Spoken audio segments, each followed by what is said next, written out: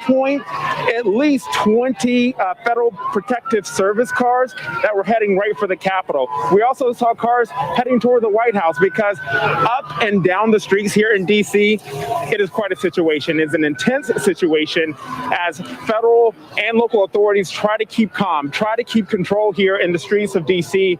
But at this point, George, we do not see that happening. We see Trump supporters who are all over the streets right now.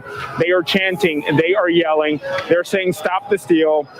They are fighting for President Trump. And at this point, as we see there on the Capitol steps on the West Front, just a sea of humanity, just a sea of Trump supporters who are actually on the steps. And what's really striking is obviously on Inauguration Day, on January 20th, we are expecting to see a transition of power there on those same exact steps. But at this moment, we see chaos, George. You see chaos. Much this situation is escalating quickly and dangerously. Want to go to Ben Siegel. Apparently an armed standoff now off the House floor, Ben, and shots have been fired.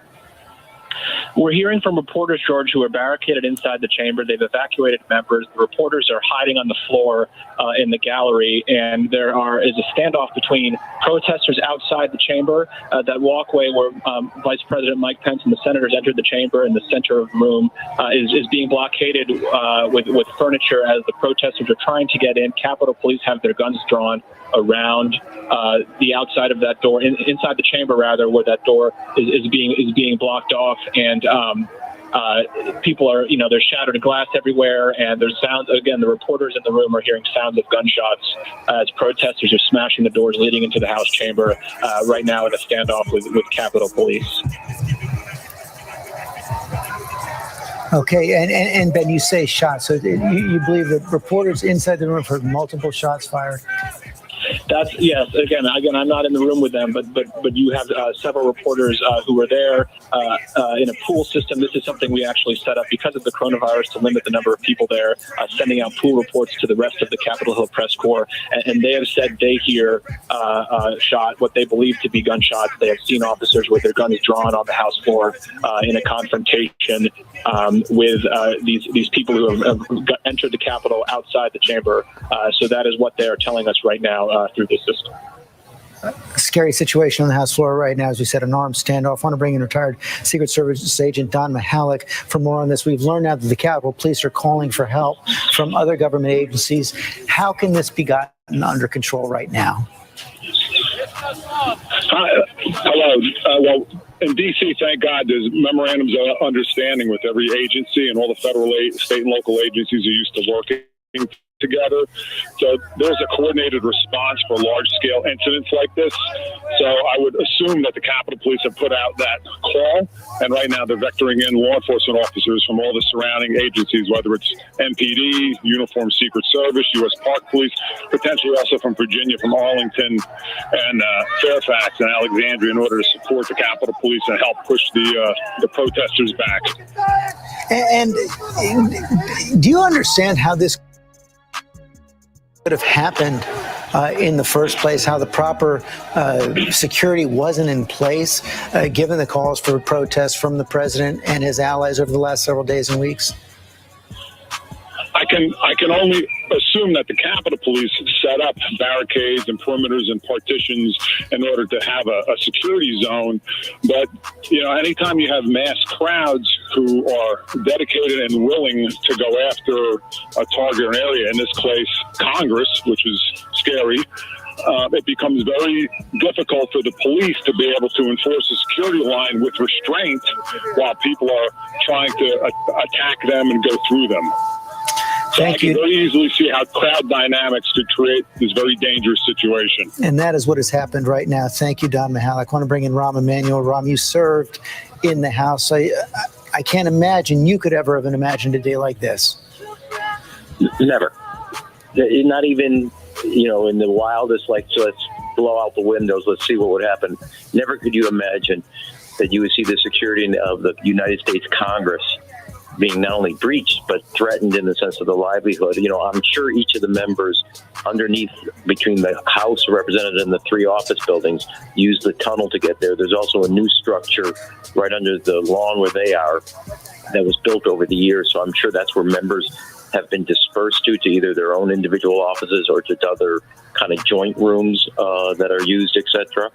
But never could see something like this, and not just the crowd and the kind of safety and security threat, but encouraged by a person in the Oval Office. That's the piece. I mean, everybody over the 4 years, George, who said, "Oh, I wish you would stop tweeting so much." It wasn't the tweets; it was the content of the tweets. And each time each line was moved, you encouraged something like this, where people basically everybody knows there's an inflammable moment. It's who somebody's going to like the match, and you have somebody in the Oval Office who hasn't done this to encourage people to take matters into their own hand and not abide by the rules of the law, let alone the customs of this country. And we just saw law enforcement there. You see them in combat gear heading into the United States Capitol. Again, something that you don't expect to happen in this country. The fact that it's necessary, sad commentary on where we are right now. I want to bring in John Cohen, retired FBI agent. John, I want to ask you how you prepare for something like this, but I'm not sure you can even imagine it would happen here at the Capitol. You know, George, it's shocking, quite frankly. Typically when law enforcement and the D.C. Police Department is very good at doing this, and usually the Capitol Hill Police are as well, when you are anticipating a significant protest event, you have people on station, you have people in riot gear, you have a visible police presence, you have an operations center set up, you have information sharing going on, and you have people there in the event something like this happens. It seems, just from watching, that in some respects the Capitol Hill Police were caught off guard. And so that'll be a question that'll have to be answered at a later time. But the most important thing to do now is for them to get adequate personnel on scene and to gain control of this situation.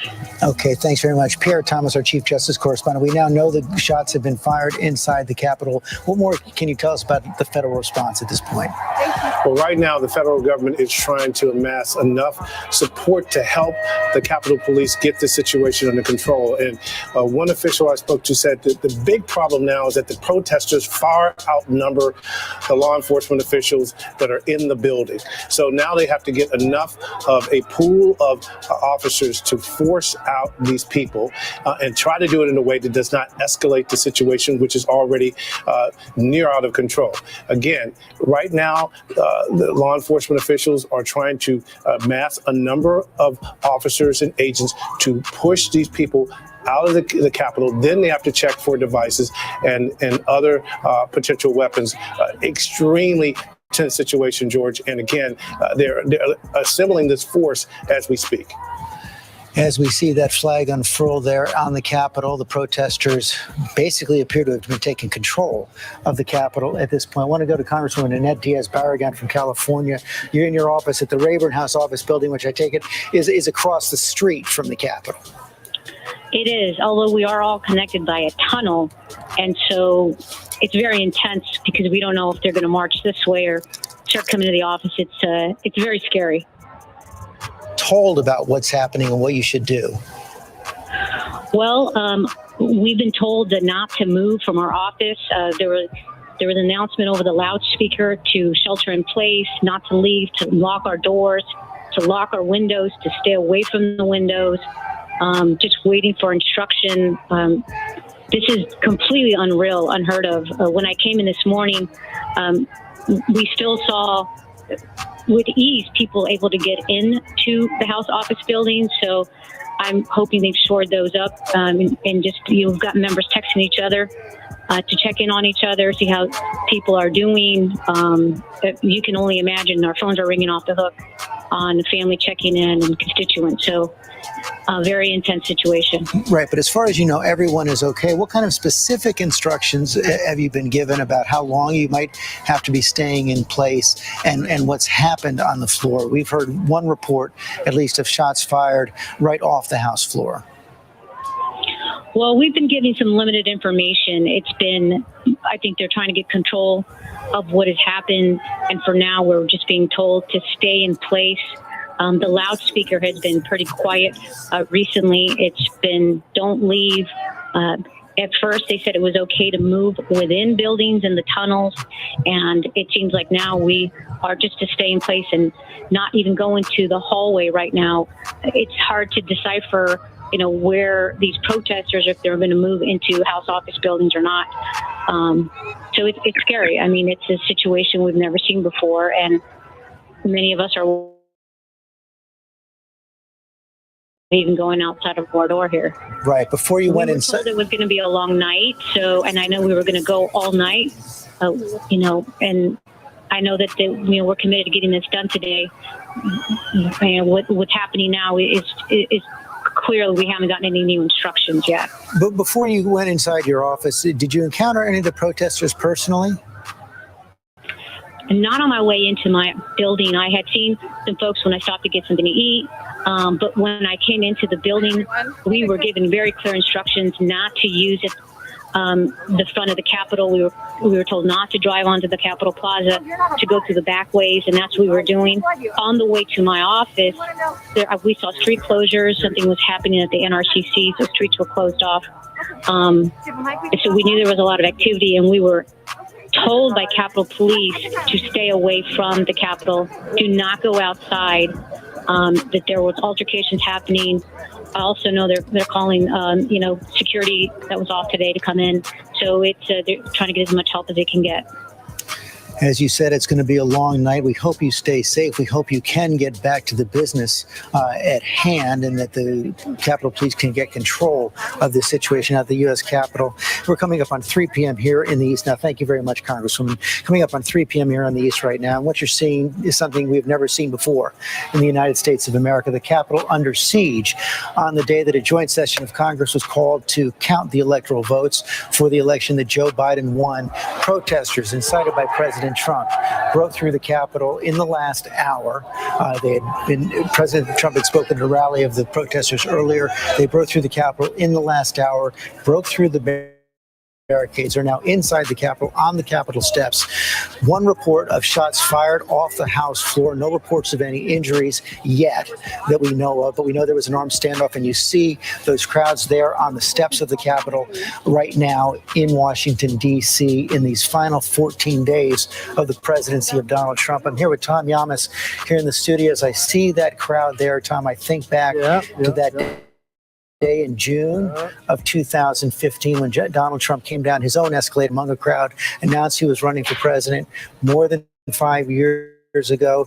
In these final 14 days of his presidency, crowds on the Capitol steps incited by President Trump over an election he lost. George, there was a point while covering the campaign and then later covering the presidency and watching the news stories where I would say nothing surprises me anymore. Up until this moment right here, this has surprised me. This goes completely against the MAGA movement, Make America Great Again. A lot of times they were protesting against anarchists. What would they call this? They've breached the Capitol. This is anarchy in the making. Yes, you have the right to protest, but the rules have been broken now. The lines have been blurred. Going back to that campaign, Jeb Bush, who didn't last a long time in that campaign, said Trump would be the chaos candidate and the chaos president. And that's exactly what's happened. He was a chaos candidate.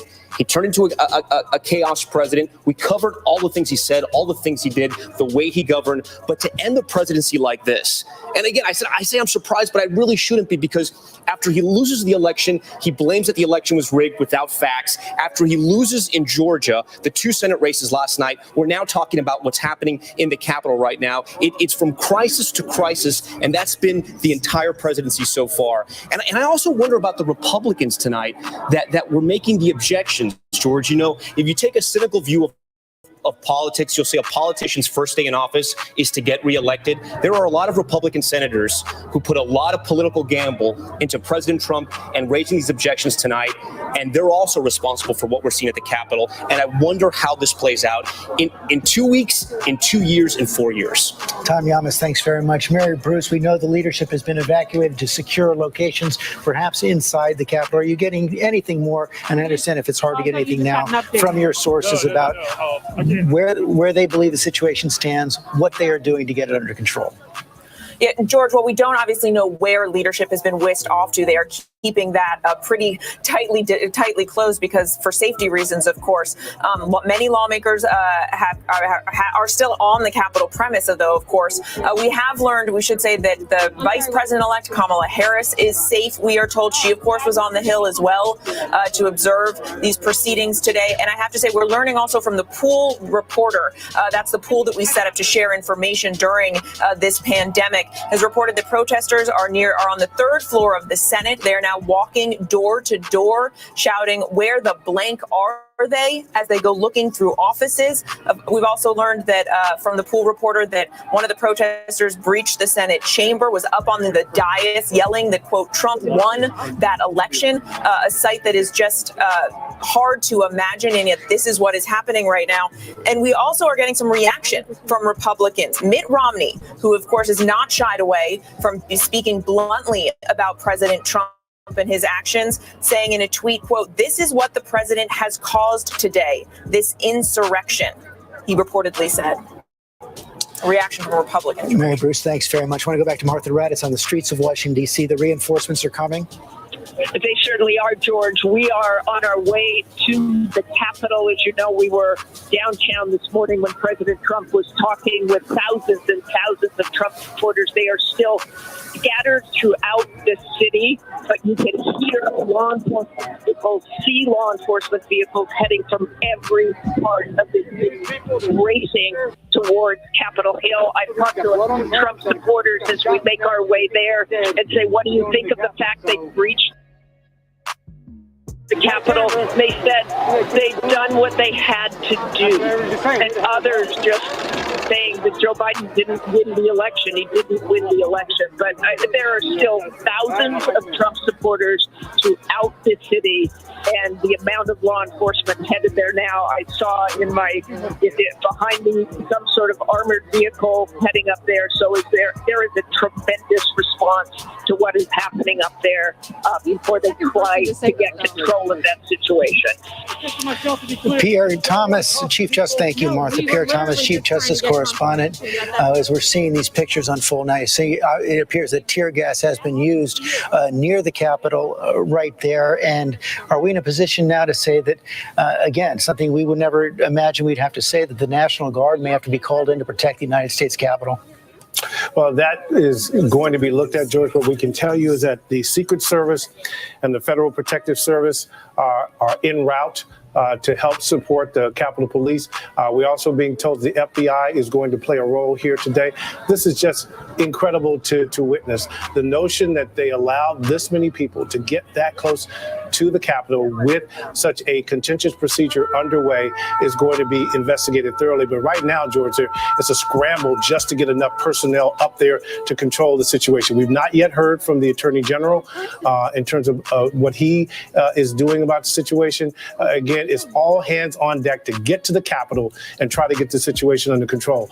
And one of the things, George, that I'm being told is that law enforcement, it's a very delicate situation. Some of these people who are meandering around the Capitol don't appear to have weapons, and law enforcement has to calibrate how do you remove them without making the situation a total free-for-all and not using excessive force. So again, the most intense, incredible situation I've witnessed in terms of the Capitol since that the last time we had anything remotely close to this was when the man ran through the Capitol with a gun briefly. But now you have multiple people inside the Capitol and law enforcement simply trying to amass enough personnel to move that crowd outside of the building and to get the people off the steps. They want all those people on those grounds gone as soon as possible, George. Thank you, Pierre. Trish Turner inside the Capitol on the Senate side. One report that a protester was able to make it toward the Senate floor. Yes, that's exactly right, George. So one of my colleagues at Huffington Post, Igor Bobak, he got trapped on the second floor, witnessed at least two protesters breached the Senate chamber. One, he said two were actually on the floor, and you see that picture now. One in the presiding officer's chair. Really stunning to see this. And he shouted, "Trump! Trump won the election." And just it just has. I can't tell you what a scary feeling it is. The protesters have made it to the third floor above the Senate chamber, and they're not far from us. I have colleagues who are holding up in the hideaway offices of some senators, and they have protesters banging on the door. So it's just really scary. Downtown locked down. Chris, stay safe inside there. I want to go back to Cecilia Vega. Cecilia, just in the last hour, we saw Mitch McConnell warn of people believing in an alternate reality. Right now, they're creating a different kind of reality incited by the president.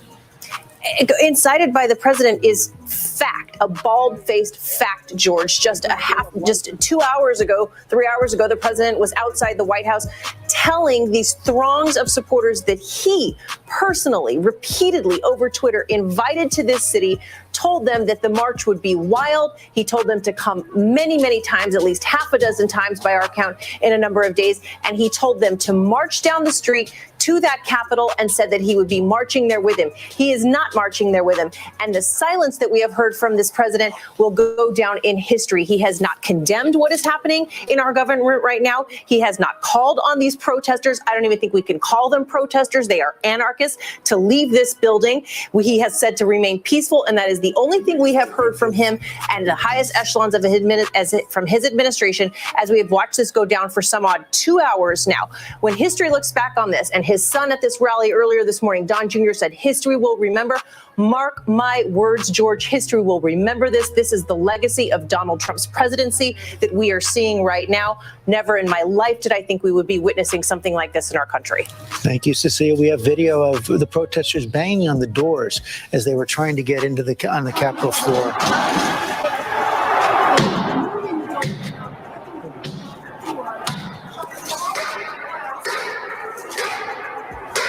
That is not Ukraine. That is not Belarus. That is the United States Capitol right there. Just moments ago, protesters incited by President Trump trying to break down the doors there in this clash over the last several hours. I want to bring in Congresswoman Karen Bass now, member of the congressional leadership, has been brought to a secure location on the Capitol. What can you tell us, Congresswoman?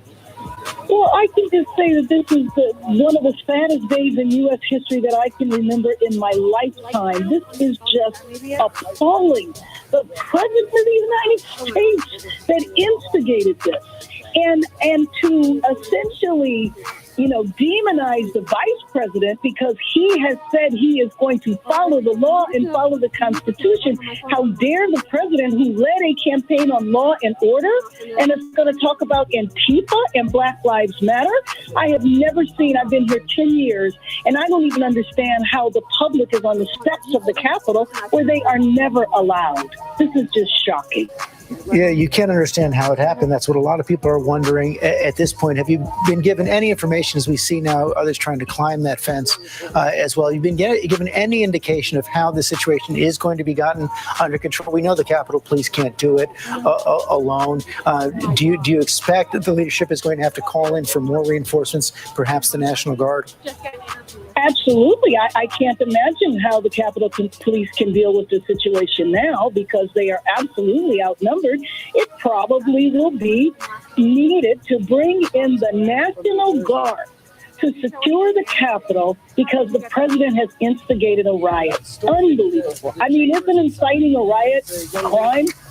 Maybe they need to go over to Pennsylvania Avenue and arrest him. This is just so appalling and so embarrassing to our country. Congresswoman, thank you. I want to bring in Congressman Adam Kinzinger, Republican of Illinois. Congressman, you've been a lonely voice for the last several months inside the Republican Party, speaking out against what you've been seeing from the White House since the election.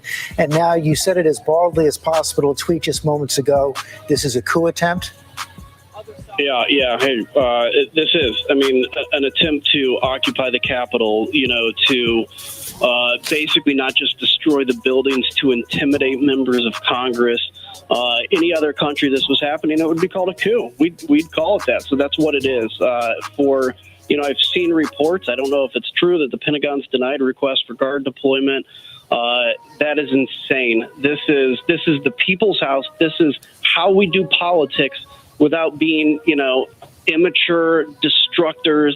And this is infuriating to me for the president to have come out, not just, today, but to have spun up this to give people false hope that somehow Congress can magically deem a new president, and then to stand up on the stage today and say the same thing and do nothing but tweet some vague thanks to the Capitol Police is quite disgusting. And that's exactly what we're dealing with right now. Congressman, do you expect that this is going to have any impact on those dozens of your House Republican colleagues, some others in the Senate who are supporting these objections? I certainly hope so. I mean, this was a fool's errand from the beginning with one purpose: to raise money and to assuage people, so they didn't have to tell them no and actually do the tough job of explaining the Constitution. And when we get back into session, if members continue with these objections, not only are they going to look bad, it's going to be quite embarrassing. I think, the GOP leadership, everybody needs to stand up and say, we will go forward with listening to the people's voice, and Joe Biden will be the next president, whether we like it or not, and we're not going to do anything that we're not allowed to do under the Constitution. You've been living in the middle of this for the last 4 years. How do you explain how such a significant portion, it's a minority, but it's a significant portion of the country, can hold on to these fanciful, made-up theories about what happened in the election? It's because everybody's lost trust in everybody. And I have been outspoken in these 4 years when necessary, but when people don't speak out and their goal is simply to make the president happy or to do what needs to be done to win the next election, if you hear no counter voices to some of the garbage conspiracy theories you hear, you begin to believe them. And so, at a point you become radicalized. And I think that's where we're at now. I think people that are storming the Capitol have been radicalized to believe that this is a holy mission, similar to 1776, and nothing could be further from the truth. It appears right now that the Democrats will take control of the Senate if John Ossoff maintains his lead in the Senate. That means that the Democrats will now control the House and the Senate. As President Trump prepares to leave office, it appears that your party is split in these last several weeks. How does the Republican Party get back together? How does the Republican Party recover? Well, I think first off, we have to eject the kind of stuff you're seeing right now on the Capitol. We have to get back to explaining what conservatism is. We haven't done that in 30 years. And we have to have a compassionate focus talking about things like climate change, next generation stuff. But short of that, if we continue down this road of culture war, own the left, storming the Capitol, I fear we will be a failed party in the not too far future. Congressman Kinzinger, thank you very much for your time today. I want to bring in your colleague, Representative Michael Waltz, a Republican of Florida. You're also a veteran, served in Afghanistan, the first Green Beret to serve in Congress. What do you make of what you're seeing, what you're experiencing right now? Yeah, well, thank you. I mean, I want to let everyone know that we are in a safe place. Of course, we're not going to give that location. This is despicable. It's sad.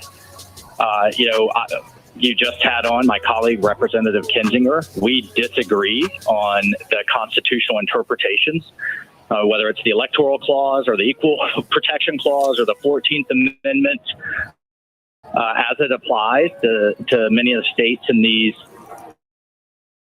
elections. But that's okay, George. We can disagree, and we were in the midst of airing those disagreements. But you mentioned my service. In America, we air those disagreements through debate, through discussion, through the courts, through the Congress, through legislatures, not on the streets like places where I've served in Africa and Afghanistan and the Middle East. That is not America. That is not how we should behave and perform our civic duties. And I'm calling on every elected official to denounce any type of violence on any side of the ideological spectrum. And that includes the president, elected officials, all of us. And I certainly do from my perspective. It's unacceptable and it's got to stop. And thank you to the Capitol Police and all of our law enforcement for doing their jobs to keep us safe. Has the president done enough to calm this down? Well, I've literally been exiting the building, moving to a secure location. I don't know, but I'm certainly calling on him to. And again, all elected officials, I do think we need to have this debate. I do think there are constitutional issues at play that whether it's not this election, will be for future elections. But we resolve them in the courts. We resolve them with lawyers, not with violence on the streets. Protest is okay. Come out and protest peacefully. That's what's acceptable. That's how this country operates under the rule of law. Will you continue with your objections in the coming hours? Well, I don't know. Under the law, as I understand it, we have 5 days to work through this certification. The constitutional issues, again, whether one county can treat ballots differently than the other county, whether election officials can change the rules at the last minute, those are still going to be there. I think eventually they will make their way to the Supreme Court. They do need to be resolved, and people need to have confidence in our elections. And certainly my constituents have reached out to me loud and clear to make those points and to make them heard. What forum we do that, I'm not sure. I am calling for a commission, much like after Speaker Pelosi objected in 2005, and to quote her, said this is democracy at work when she objected to the Bush election. But then we had a commission to look into these issues, chaired by Jimmy Carter and chaired by James Baker, to make some improvements moving forward. And I absolutely will call for that. And I think we need it. So that's moving forward. Do you accept that Joe Biden has been elected president of the United States? Well, I suspect that we will air these objections. I suspect the votes will turn out so that he is the president-elect, and we will have a peaceful transfer of power. We absolutely should have a peaceful transfer of power. Again, that's what makes America different than the rest of the world, where I've served, where I've fought, and where so many people around the world are struggling to have the luxury of what we have here, which is resolving disputes peacefully. And so that absolutely must be the case, George. Congressman, thank you very much for your time. Stay safe. I want to bring Ben Siegel back. We have learned that House Speaker Nancy Pelosi has, in fact, called in the National Guard. George, House Speaker Nancy Pelosi was now in a safe location. She was evacuated along with other congressional leaders when there was any sign of people that were starting to enter the Capitol. She has asked for the help of the National Guard, the D.C. National Guard, to clear the Capitol, which is now overwhelmed by people who have entered the building, possibly people who were armed, really overwhelming Capitol Police there who are just trying their hardest to protect members of Congress and their staff and journalists and others who are up there today. We don't have a sense yet whether that request has been fulfilled, but we know that they're working. Capitol Police up there is working with other police agencies in D.C. around the Capitol to try to bring some order to the building. But right now it's still chaos. You have members hiding in their offices. You have journalists hiding with members of both parties in undisclosed locations where they're telling colleagues not to say where they are, so they don't bring anybody around to try to find them, and really no sense of when the business of Congress to certify the election results, when this can resume in the near future. It's just still utter chaos on the Hill right now. It is so clear that it is right now. Okay, Ben, we want you to stay safe as well. I want to bring in Congressman Tom Suozzi, who was in the House chamber, one of the last people in the House chamber as the protesters approached. What can you tell us, Congressman? It was really an unfortunate day for the United States of America, and it's continuing as we speak. We were in the chambers. The debate was going on. There were many people up in the gallery as well. And we were told that the Capitol had been breached. People were getting different text messages and watching things on social media. They asked us to go under our chairs, and there were gas masks underneath the chairs. And those were all donned by people. There was some commotion, obviously. The House chaplain got up and said a prayer on behalf of the country and all of us. She's duly installed. And then it got a little bit dicey with people banging at the doors of the House chambers. There was some piece of furniture put up to blockade one of the House doors. The doors were all locked. I don't know what it was that was coming through the windows, but one of the windows of one of the House doors was broken. And pistols were drawn by the Capitol Police, where people were escorted off the floor, and then they were escorted out of the gallery. The whole time you could hear the ringing of the face masks, the gas masks. You could hear the buzzing. Still hear it, actually. And it was a very tense time. I think that it's essential that we get back into session and go through this process of counting the electoral votes as soon as possible, because we need to move forward. And there are people that want to disrupt our democracy. You think about what's going on today. You have the democracy taking place in the chamber. I totally disagree with my colleagues who wanted to object to the electoral process. But that we were debating it. Outside, there was violence being fomented. And that's the difference between, what this country is about.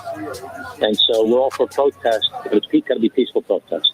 And we have to have democracy. And we need to get back into that chambers as soon as possible and certify this election and move our country forward.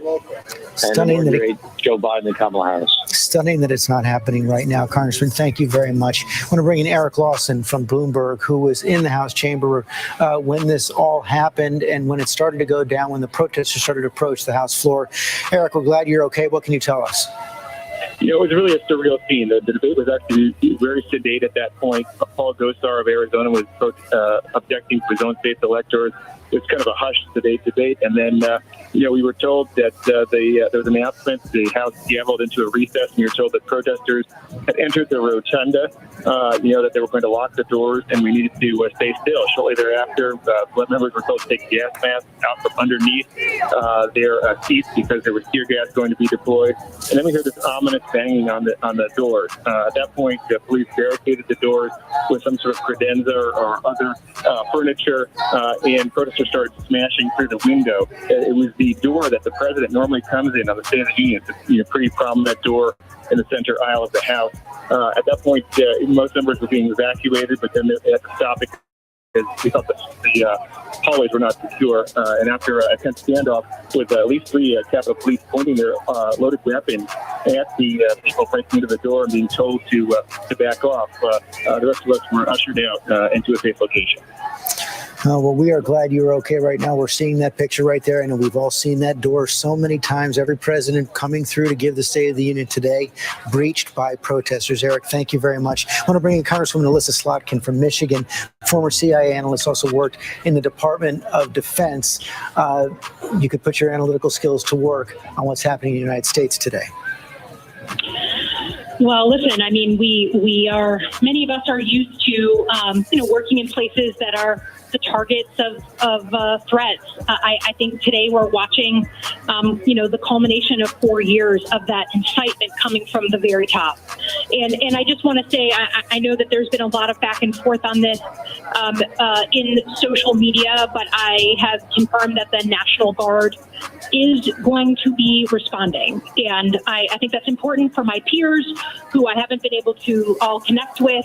I think it's important for the media to know that, as I understand it, from someone who spoke directly with McCarthy, the Secretary of the Army, that the National Guard request has been approved, and they're obviously needing to coordinate and get this done correctly and efficiently and smartly. But I know there's been a lot of confusion, and a number of us have been on the phone trying to make sure that the Pentagon responded to that request immediately. What's your understanding of what they're going to do?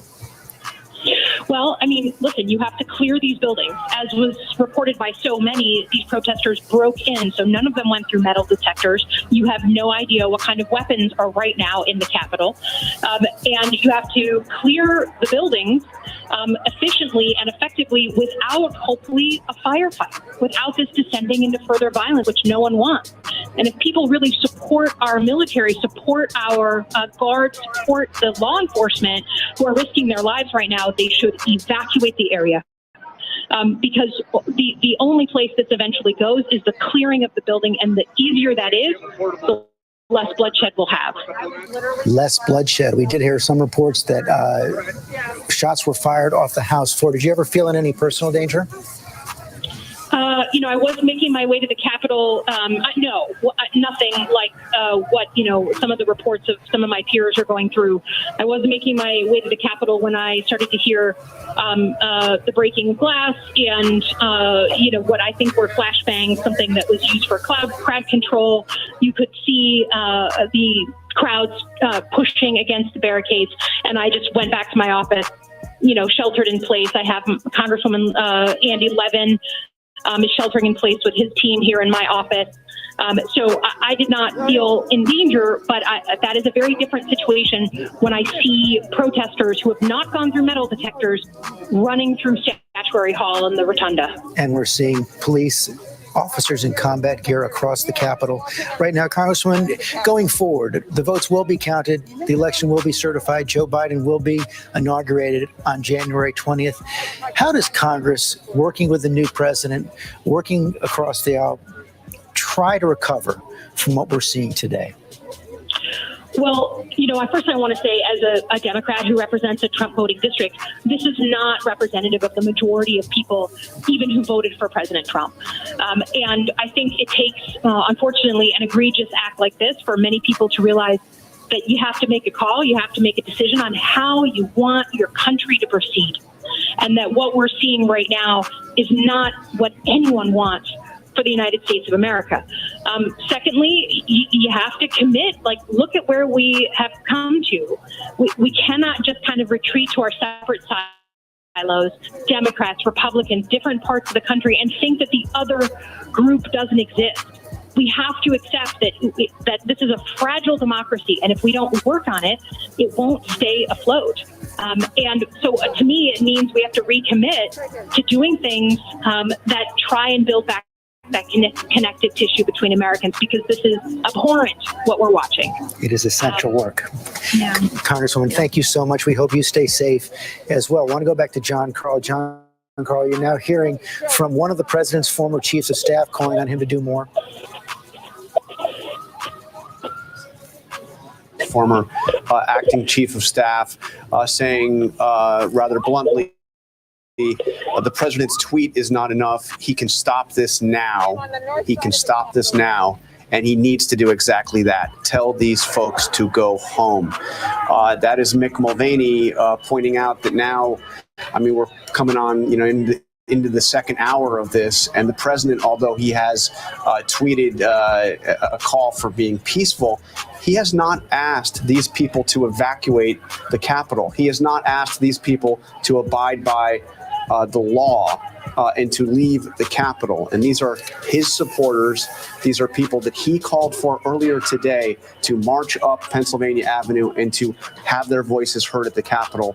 And he has not, at this point, done what his acting former chief of staff has said and what is perfectly obvious he needs to do, which is to ask these people, to demand that these people leave the Capitol building. And George, it's not just Mick Mulvaney. We're hearing from others who have worked for the president, who are strong allies of the president, calling on him to do more. Alyssa Farah, former spokesperson for the White House until just after the election, said, condemn this now, real Donald Trump. You are the one they will listen to for our country. He has not done that. Scary scene unfolding on Capitol Hill right now. You see the police officers there. The National Guard have been requested. The National Guard is going to be coming in. I wanted to bring in Martha Raddatz, our Chief Global Affairs Correspondent. Martha, you and I both spoke to high officials in the military before the election, saying they would stand on the side of democracy. I don't think they even thought that this was going to be as necessary as it's turned out to be. I don't think anybody could imagine what's going on here right now, George, and certainly the military that really did want to stay out of this. But you can believe that they will do what they can to help out in this situation. We are on the north side of the Capitol now, George. We were down by the White House earlier today. A lot of Trump supporters, very peaceful. I'm seeing a lot of the same people up here right now. And it's almost like the tables have absolutely turned. They've turned on us. They've turned on the country. There are people streaming out of here. They're leaving. But every single person I talked to here said they believed breaching the Capitol, going into the Capitol, was the right thing to do. They're saying it's our house. I can't argue with them about that. They take up after us. But right now you're seeing law enforcement over here. Are lined up, law enforcement all the way up here, Secret Service, every type of law enforcement, and waiting for the National Guard. Now, one of the things about the D.C. National Guard is that they are not armed. They don't even have riot shields. They wanted to keep this peaceful. They wanted to have that the feeling obviously seeing Trump supporters go by and leave this area, but they are now pooling around Union Station, which is just about a block away, the train station here. And the scene down that hill is truly extraordinary. You've got vehicles all the way up. You can see some armored vehicles there trying to help out the Capitol Police and get this cleared up. But there are huge crowds. I know you can see that as well. Still huge crowds right there on the Capitol steps, refusing to leave. They are not leaving, Martha. Thank you. Shots have been fired inside the Capitol. We've seen officers with combat gear heading inside. The National Guard is heading inside. Terry Moran, this is something, and it can't be said enough, we haven't seen before in this country. We are not having a peaceful transfer of power. That's right. That's well put, George. That great tradition from when we were an infant democracy, fragile in the truest sense of the word. We had peaceful transfers of power, first in 1800 and ever since until now. And it is a moment of profound humiliation around the world for this country. The United States of America has been the beacon of freedom and order for so many people. People fled countries where scenes like this were common. They came to this country to escape it. And now they are witnessing it at the Capitol of the United States of America. Our adversaries around the world are as happy as they can be. This is what they want the world to believe about the United States. This is what they want to happen in the United States. Our allies are depressed, horrified, even fearful, because our leadership around the world is damaged now profoundly. On that for a while. Even Vladimir Putin could not have imagined that this would play out to this degree.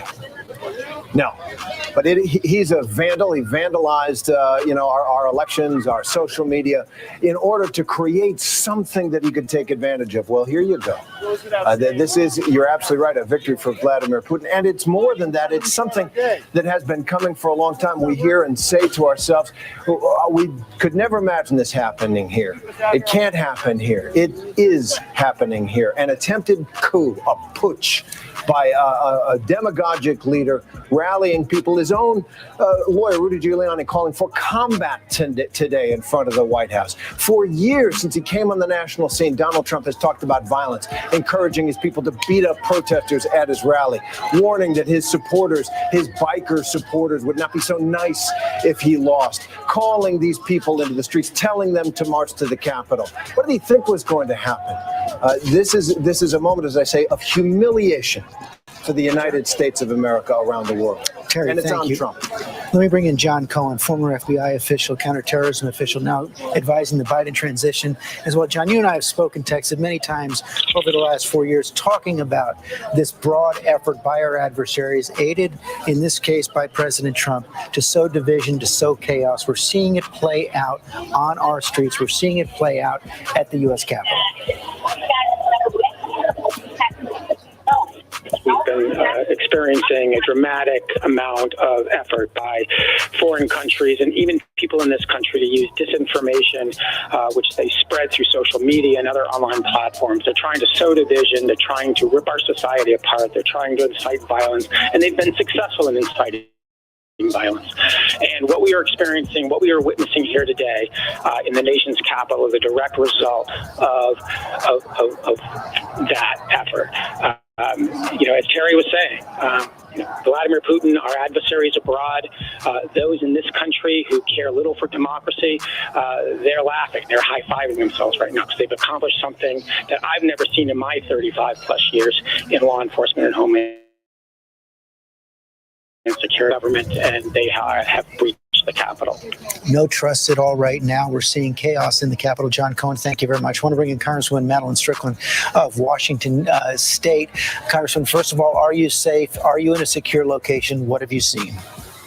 Yes, George, I am in a safe location with my staff, and thank you for asking. And to all my friends and family who've been texting and trying to reach out to me, I am safe. So what we're seeing is something that is surreal. And, first and foremost, George, the election of Joe Biden is legitimate. And the process of the through the electors and certifying it was supposed to be pretty mundane, but we knew that there would be some states who were going to contest it.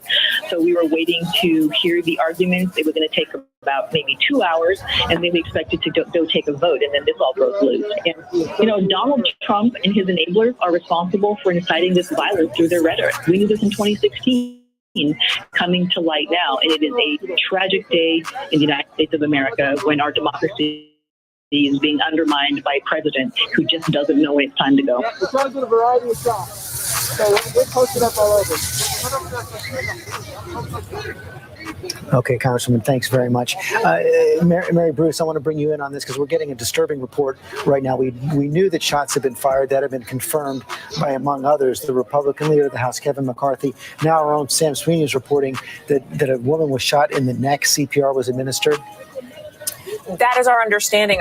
Our team is reporting that there has been this one woman shot, that she is receiving treatment. But of course, we did hear from Leader McCarthy saying that it was his understanding that shots were also fired. This obviously is all very fluid, but we are getting just a more complete picture of the real chaos and fear inside the Capitol, inside the chamber. And George, all of this is coming, of course, as we are now seeing a growing number of Republicans demanding that the president do more, saying calls for peaceful protests, calls for calm are not enough, that the president has to come out and urge his supporters to back off. We heard Marco Rubio, who often supports the president on many issues, saying that he needs to ask those doing this to stand down, and also urging the president to send more resources, saying there is nothing patriotic about what we are seeing. Another Republican representative, Mike Gallagher of Wisconsin, saying that what we are witnessing, these are his words, are absolute banana republic crap in the United States, saying, Donald Trump, you need to call this off. He, of course, is also a former Marine. Leaders like McCarthy are coming out calling this un-American, unpatriotic, and shameful. But the question is, will the president go further and say, not just urge peace, but urge his supporters to back off and end this siege?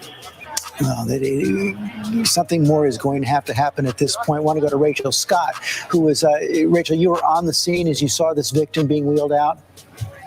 I did, George. It was just right over here. We saw those ambulances rush in, and within 15 minutes, they brought out a woman on a stretcher, rushed her inside. We did see blood gushing from her, did appear to have a bit of a wound there. They were trying to do CPR, and they drove her away. And I just want to talk about the perspective to give you a perspective of how things have turned here. This area right here, George, this was all blocked off earlier in the day, just a few hours ago. So for these demonstrators, for these protesters to get up to the steps of the Capitol, they had to climb over these gates right here. They had to rush past all of the DC police that were here, and then they had to storm up to the steps of the Capitol. They got so close that they were banging on the windows. And of course, we know that they had breached and had gone inside. It is a remarkable scene playing out here. It's tense, it's chaotic. We've actually had to move back because of some of the clashes that we have seen just behind me. We've seen FBI storm inside, as well as DC police. But again, as you have members of Congress huddled under their desks outside here on the steps of the U.S. Capitol, you have supporters of the president chanting "Fight for Trump," chanting USA, and chanting "Do not retreat," George. Rachel Scott, thanks very much. Mike Pence has now tweeted violence must stop and must stop now. I want to bring in Chris Christie. Chris, this has unfolded so quickly in such a scary way, in such a dangerous way, in such an un-American way. What must happen now? George, I've been spending the last 25 minutes or so trying to get the president on the phone myself to say this to him directly. I haven't been successful yet, but I'm going to continue to try, and it's pretty simple. The president caused this protest to occur. He's the only one who can make it stop. And it's not good enough. What the vice president just said is not good enough. What the president said is not good enough. The president has to come out and tell his supporters to leave the Capitol grounds and to allow the Congress to do their business peacefully. And anything short of that is an abrogation of his responsibility. He spoke to this crowd. His son spoke to this crowd and sent them on their way. And I don't know that they anticipated this was going to be the result, but it doesn't matter whether they did or they didn't. This is the result of their words. And so now their words must put a stop to this. And it's not good enough to say follow the law, be peaceful.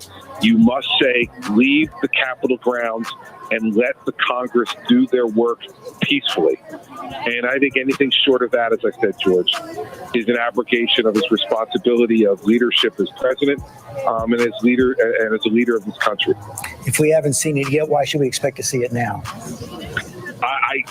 George, I think all we can do is to continue to say it, and I'm going to try to, as I said to you, I got out of a meeting, saw what was going on, and tried to call the president immediately, and I've tried a number of different ways to get him, and I've not gotten him yet, but I think all of us who have been leaders in this country, especially those of us who have been Republican supporters of the president, need to say it to him directly and unequivocally. And I wanted, quite frankly, George, to say it to him directly before I came on air and said it to you.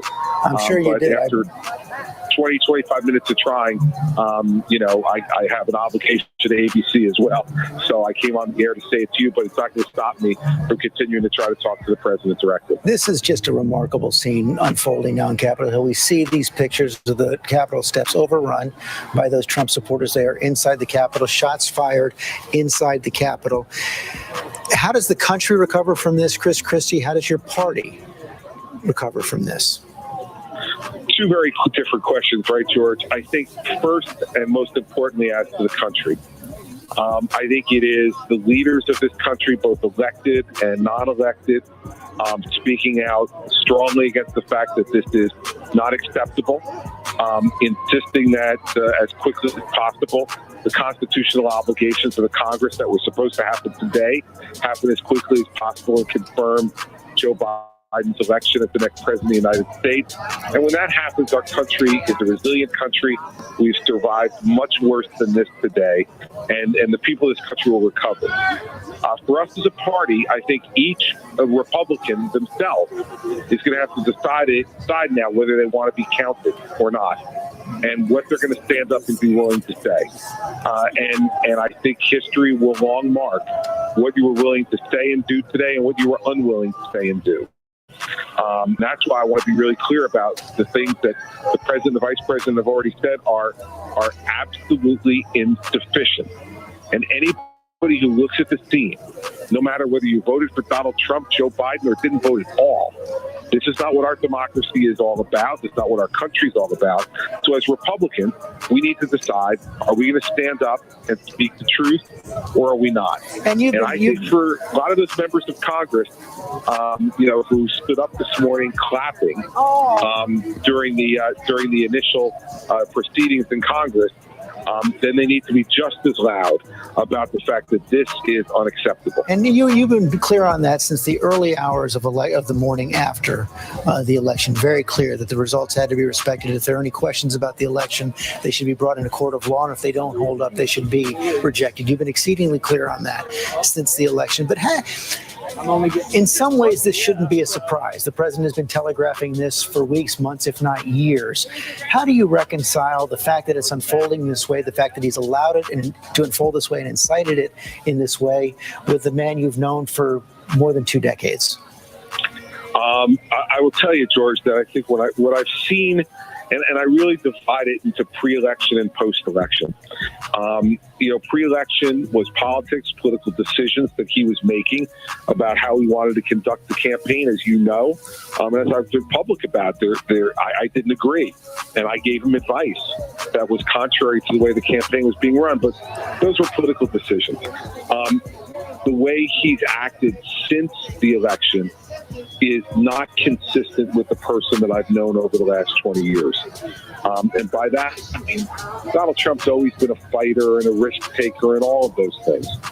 But I've never seen him be the type of person who would allow this type of thing to occur, and in fact, to encourage it to occur.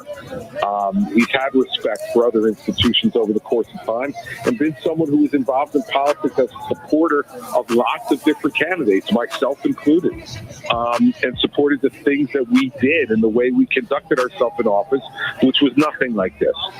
And I really think it's been the president's inability to accept his defeat and his enabling of some really bad people around him by letting them have access to him and listening to their advice. That has contributed to it as well. That's not to let him off the hook, George. It's to say that when you're not accepting defeat in politics, there will always be bad people who will give you and let you know what you want to hear, especially when you're president of the United States. And I think that's what's happened, and that's made it even worse. And as you said, he's not taking your phone call, at least not this afternoon. Chris Christie, thank you very much. I want to bring in Igor Bobek of Huffington Post, who was inside the Capitol as this all began to unfold. Igor, we're glad you're okay. What did you see? Incredibly stunning and sad scene here at the Capitol. I was in the hallways of the Senate hallways, right outside the Senate chamber, while the senators were inside debating this objection to Biden's victory, and I heard a bunch of shit. Ran downstairs to the first floor of the Senate, where I encountered a group of protesters, unmasked protesters, standing in a standoff with one armed Capitol police officer who was unable to hold them back, and retreated back up to the second floor, right steps outside the Senate chamber, where there was sort of a mini showdown. Some type of smoke was set off. The protesters were carrying Confederate flags. They were yelling traitors. They were going door to door, both on the right outside the Senate chamber and up in the galleries. They were asking, "Where are they? Where are the senators?" who were not present there at the time. They were evacuated. And one of them actually rappelled down into the Senate chamber, the well of the Senate chamber, and sat down on the very spot where Mike Pence was presiding over the entire Senate session just minutes before, taking a photo saying Trump should have won this election. So it's really just an incredible scene. Slow down there, Igor. You're telling me he went from the gallery above down into the chamber itself, into the seats that we usually see the speaker and the vice president? That's right. He was posing for a photo up on the day where the president of the Senate, vice president, would normally sit, and screaming that President Trump won this election. That's not a short drop. It's a drop of some 20 feet down from the third floor galleries where the guests usually sit, down to the floor where the senators are. What was going through your mind as you saw that? I don't know what to tell you, George. You would see something like this in a third world country. I'm shocked. I'm still shaking. I can't believe I'm seeing this in our country right now. Well, we are glad you're okay, Igor. Thank you for telling us that story, a story that I would never expect to hear in this country. Thank you very much. I'm here with Tom Yamas as well. Tom, you have some more pictures from inside the chamber. Yeah, that's right. We've been seeing so much video, but sometimes it's good to just kind of pause and look at some of the images that have unfolded over the last few hours. These come in from the Associated Press. This is inside the House gallery. You can see the look of concern on some of these members of Congress's faces right now as they duck for cover right there. This was as protesters were trying to enter the House chamber. We can go to the next photo here. You can see either the Secret Service or members of the Capitol Police here with their guns drawn. You can see their eyes are right there. They are definitely looking at the protesters on the other side of the door. They're trying to break into the gallery. And then this photo, reverse angle. Well, actually, this one is of the House gallery as well. You can see the members here wearing masks because they were afraid of the tear gas that was going to be used. They wanted to make sure these members of the House could breathe as they were evacuating them. You can see what Capitol Police were up against here, just clearly outnumbered. The amount of people just pressing them right up against the door as well. I don't know if we have that last photo, but there was a photo here. Here we have some more House members leaving the House gallery as well, those masks in their hands. And George, there was another photo, a reverse angle, that actually had either the Secret Service or the members of the Capitol Police with their fingers on the trigger of those guns. We know that someone has been shot from some of the information we have so far. It's incredible what we're seeing. And some of the images that aren't here, but the images that I've seen over the last couple of hours that have stood out to me, These protesters have cell phones in their hands. All the president has to do is send out a tweet to say retreat. That's all he has to do. Chris Christie, Kellyanne Conway, Senator Rubio, Mick Mulvaney, they're all asking him, almost begging, you could say, to call and ask for these protesters to retreat, and he still won't do that. And also another image that I've seen that has upset me, the Confederate flag flying on the steps of the Capitol on the same day that Georgia has elected its first black senator. This is where we are right now. And George, you have to ask the question, and I know it's actually a question for you because you've advised presidents. President-elect Joe Biden knows he can't get in the middle of this because he will add fuel to the fire. But you could make the argument that this is his first real crisis, and it shows what he's going to be up against in his administration. At some point, he will have to address it. There's no question about that. As we see these pictures again, and I want to bring in Mary Bruce on this as well. Mary, as I was watching those pictures, I couldn't help myself because the pictures from the first days of Congress are normally so different. Republicans and Democrats on the floor together with their families, their children, and their grandchildren. Today, guns drawn.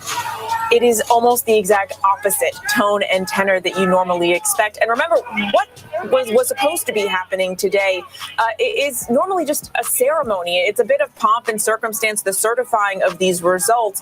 And as you say, it comes at a time where normally you have a new Congress getting ready to get to work. It's a completely opposite night and day image. And it's so surreal. The fact that you are seeing these images from the floor, breaking windows, taking over the steps like that. The Confederate flag, as Tom mentions, we've seen images of protesters, and, we should point out that that's probably not the word we should be using. These anarchists climbing up the scaffolding, getting right outside what appeared to be the windows of Mitch McConnell's office, banging on those windows. The reports of some of the president's supporters going essentially door by door through the halls of the Capitol, looking for senators and lawmakers. I mean, this is just un-American, doesn't come close to describing what we are seeing here.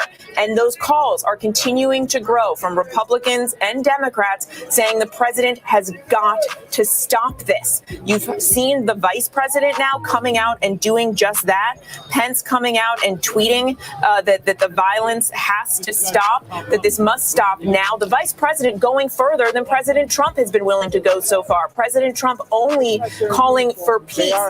Republicans say that's not enough. House Speaker Nancy Pelosi and Chuck Schumer just issued a joint statement saying that's not enough, that the president has to urge his supporters to back off and end this immediately. Thank you, Mayor. I want to bring in Congresswoman Nancy Mace, Republican of South Carolina, just elected in November. Congresswoman Mace, what a way to begin your career in the Congress. What should the president do right now? The president needs to do something. This is not a protest. This is anarchy. It's un-American. And I thought that the Republican Party was the party of law and order. And we've got to keep America safe. We've got to support our police. I saw a video earlier of our law enforcement, our Capitol Police being attacked, physically attacked on the grounds of the Capitol. This is wrong on so many levels. I'm devastated. I'm sad for our nation right now. And how do you explain it? You got elected as a Republican in South Carolina. That is Trump country. How do you explain how so many people can be so incited to believe so many false claims to the point where they storm the Capitol?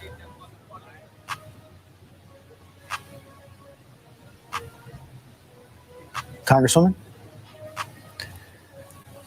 Apparently, we've lost our connections, our phone calls right now. As you see the Trump banner being flown there over the Capitol at this point. Pierre Thomas, let me go to you, our Chief Justice correspondent. What more do we know about where the reinforcements are, what the National Guard is going to do? George, the D.C. National Guard, the Virginia National Guard, 200 Virginia State Troopers are being dispatched to the scene. We're also being told, in addition to the federal law enforcement officials being asked to help the Capitol Police, we're also being told that local law enforcement, Arlington County Police, Montgomery County, Maryland Police are being asked to step in. I just was on the phone a little while ago with a law enforcement official who said there are no words. And the great concern tonight, George, is that as we head toward dusk, as we head toward nightfall, that Once they clear the building, what are they going to do to try to get these people off the Capitol grounds?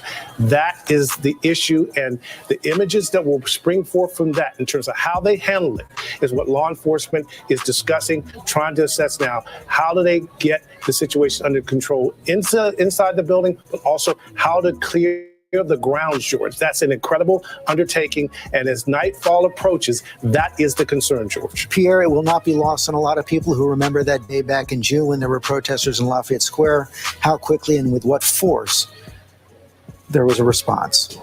Well, I'm hearing from, people who are texting me, who are talking about how law enforcement is showing restraint today compared to what took place in Lafayette Park this summer. A lot of people are expressing questions about the privilege that some of these people are showing in terms of walking through that Capitol like they, yes, they are American citizens. Yes, it's the people's house. But there are ways and rules to do things, and people are quite frankly shocked at what they're seeing. But George, I can tell you right now, the concern is what is to come. This is far, far from over. Law enforcement knows it, and they're now scrambling to amass enough people to, again, try to clear the Capitol. And then how do they get the grounds clear outside the Capitol? What do they do? That's the question, George. Thank you, Pierre. Martha Raddatz, what are you hearing from your sources in the military? I don't know it's tear gas. I think it's George, I have not talked to military in the last little while, but what I want to tell you is right now there's some sort of gas coming over there. Again, we're on the north side of the Capitol. This whole group is by the security area, and they are shouting, "Let us in, let us in, let us in." I have been to Trump rallies before. I have been threatened before in places. This seems very real. This is out of control here. There's no law enforcement in this area, and there are truly thousands of people here who are not leaving. I think let's go back to the military there again, George. I'm sure at some point the military is going to come and help out in this situation, or the DC Guard or somebody, because this entire plaza is filled with Trump supporters. And I'm not sure if Trump tweeted right now, "Go home," that they would go home. They are saying over and over again, this is our house. This is our house, and we have a right to go in there. And this is far from over. We are seeing either Capitol Police or DHS with riot shields up there right now. We don't know whether it was tear gas. There was a crowd saying it was tear gas and coming towards us, and that's why we backed up. But they're now again shouting USA, USA, USA, still trying to get into that building. The one thing that is very clear is Washington, D.C. was not prepared for this in any way. The lack of law enforcement, I'm sure law enforcement is getting together to try and figure out how to clear this, but they were not prepared for anything like this. This is a dangerous situation, and it's not going to abate very soon. It doesn't appear that it will. And Tom Yamas, we're just learning that we have confirmed that an explosive device was discovered at the Republican National Committee. Yeah, our investigative producers, both Jack Date and John Santucci, making calls on this. They have confirmed that there was a suspicious package at the RNC. They understand it to be a pipe bomb. It has since been detonated so far. Nobody was hurt in that. But it speaks to the severity and the level of security right now that we're dealing with on this day. And as Martha has said, it's chilling, George, that this was able to happen. We're going on 2-3 hours now. And, these were MAGA supporters of the president. Imagine if this group had intentions to do something even worse in Capitol Hill. Clearly, they were not ready for this. No, it appears that they were not. Okay, Tom, thanks very much. I want to go back to Cecilia Vegas. Cecilia, we were just talking to Chris Christie moments ago. He said he tried to get through to the president. His call did not go through. What more are we hearing from inside the White House? Is there anyone the president will listen to at this point? Inside and outside the White House, George. So I'm talking to sources who are close to the president. It's not just Chris Christie who can't get through. We're talking about people who are normally in the president's inner circle, people who are close to the president inside the White House and out, who cannot get through the president. And I will tell you, this source is describing this to me as real concern right now among those who are close to President Trump about how to get through to him, how to get this message to him. There is consensus among this group of people close to the president that they strongly believe that he needs to get on television. He needs to get on television soon. They are trying to get this message to him, but that he is not taking these phone calls. They want him to, with his own voice, not over Twitter, call on these protesters to leave and to leave immediately and to condemn what it is that they are seeing right now. There's talk about calling on the cabinet. Where is the cabinet, people are saying at this point, and whether or not they need to be getting involved in this.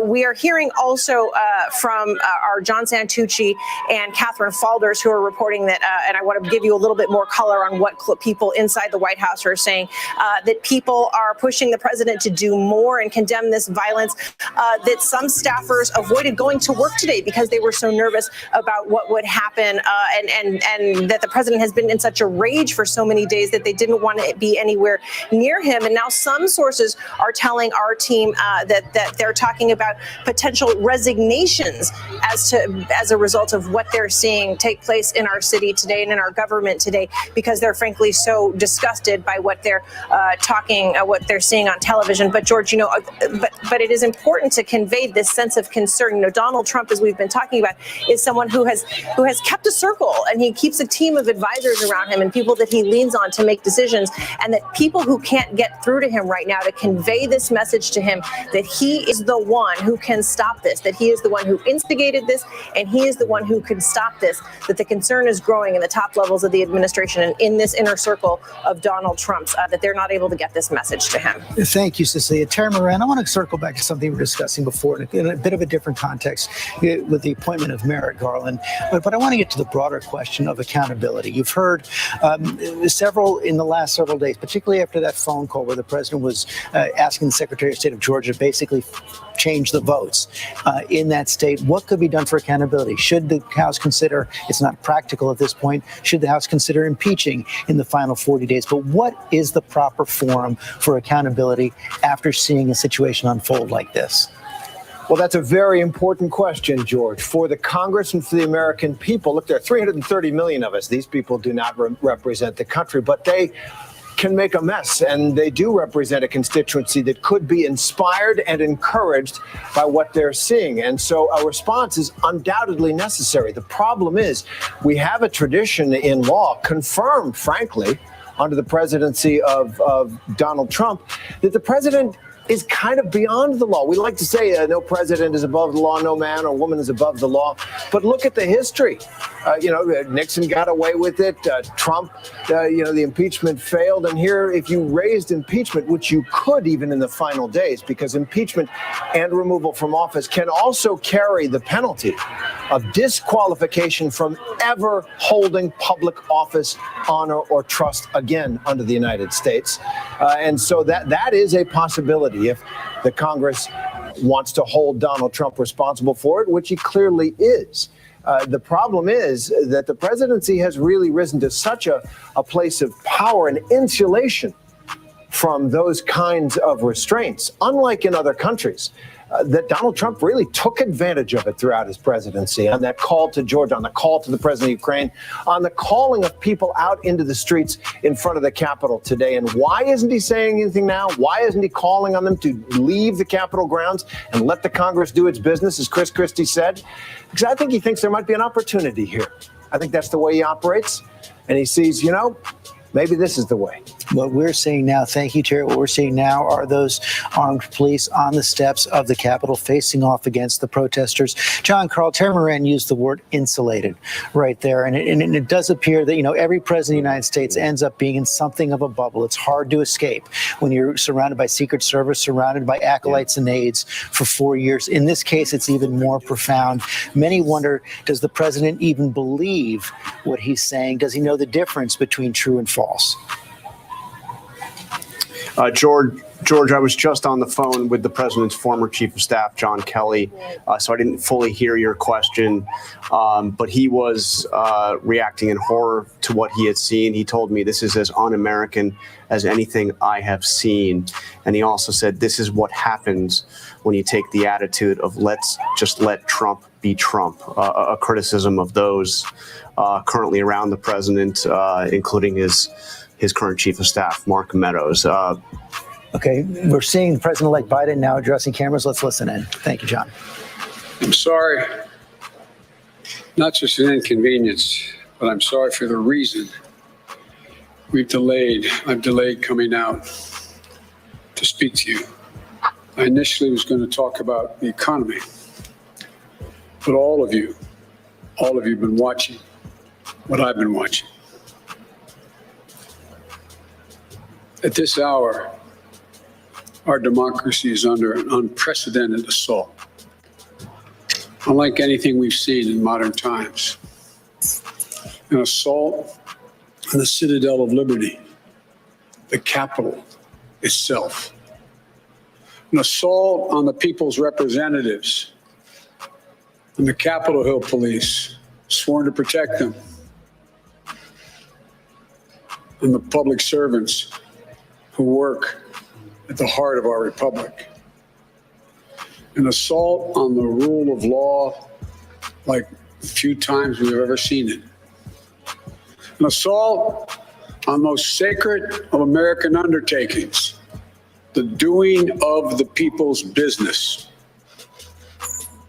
Let me be very clear.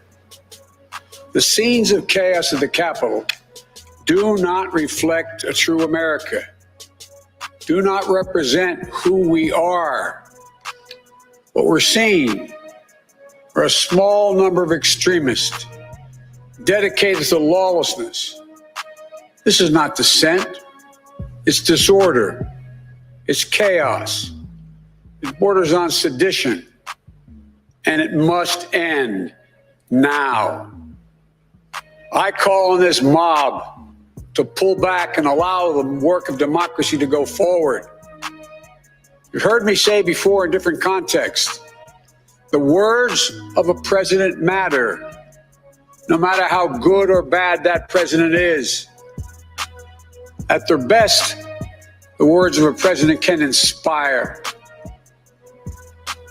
At their worst, they can incite.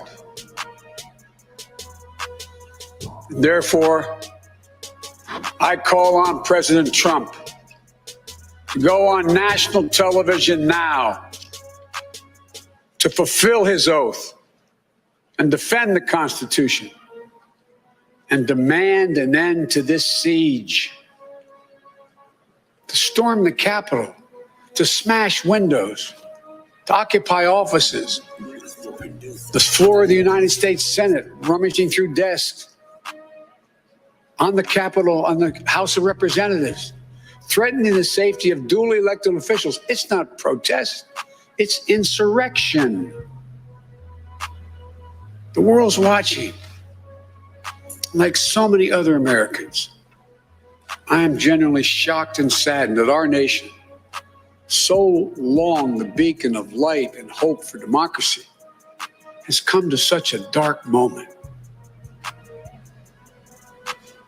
Through war and strife, America's endured much. And we will endure here, and we will prevail again, and will prevail now.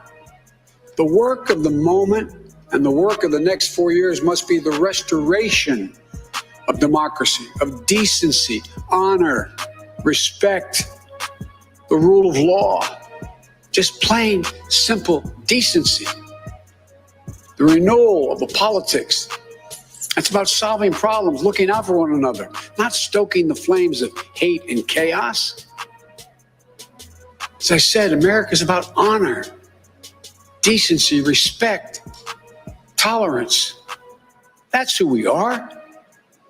That's who we've always been. The certification of the Electoral College vote is supposed to be a sacred ritual to affirm. The purpose is to affirm the majesty of American democracy. Today's reminder, a painful one, that democracy is fragile, and to preserve it requires people of goodwill, leaders of the courage to stand up, who are devoted not to the pursuit of power or the personal interest pursuits of their own selfish interest at any cost, but of the common good. Think what our children watching television is thinking.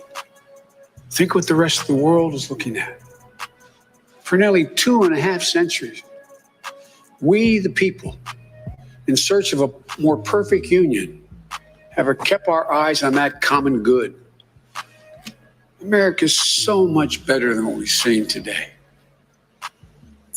Watching the scenes from the Capitol, I was reminded, as I prepared other speeches in the past, I was reminded of the words of Abraham Lincoln in his annual message to Congress, whose work has today been interrupted by chaos. Here's what Lincoln said. He said, "We shall nobly save or merely lose the last best hope on earth." Went on to say, "The way is plain, peaceful, generous, just, a way which, if followed, the world will forever applaud and God must forever bless." The way is plain here too. That's who we are. It's the way of democracy, of respect, of decency, of honor, and commitment as patriots to this nation. Notwithstanding what I saw today and we're seeing today, I remain optimistic about the incredible opportunities. There has never been anything we can't do when we do it together. And this god-awful display today is bringing home to every Republican and Democrat and Independent in the nation that we must step up. This is the United States of America. There's never, ever, ever, ever, ever been a thing we've tried to do that we've done it together. We've not been able to do it. So, President Trump, step up. May God bless America. May God protect our troops and all those folks at the Capitol who are trying to preserve order. Thank you, and I'm sorry to have kept you waiting. The words of a president there from the president-elect, Joe Biden, saying America is so much better than what we're seeing today, calling on President Trump to step up and to condemn what he called a mob on the steps of the Capitol, where Joe Biden will be inaugurated in just 14 days. It was a blistering speech condemning an unprecedented assault on our democracy, saying it does not reflect a true America, saying it's an assault on the rule of law. John Carl, it's hard to imagine that Donald Trump will listen to Joe Biden, but the message was clear. The message was clear. It was straightforward. Step up, come out and uphold your constitutional duty and call on this to stop. I just spoke to somebody close to the president who put it in starker terms, saying this is somebody who was a senior official in the Trump White House, telling me that if he were man enough, he would go up there and he would demand them to leave, demand these people to leave. But he doesn't appear to be listening to any of it. We've seen a growing number of people very close to the president say that he needs to do exactly what Joe Biden just said that he needs to do, and to come out there publicly, call on his own supporters who he directed to go to the Capitol building to now stop, turn around, and to leave. John Carl, thank you. Mary Bruce, we've seen this balancing Joe Biden ever since the election, been trying to get on with the business of the transition, prepare for the president he wanted. Man.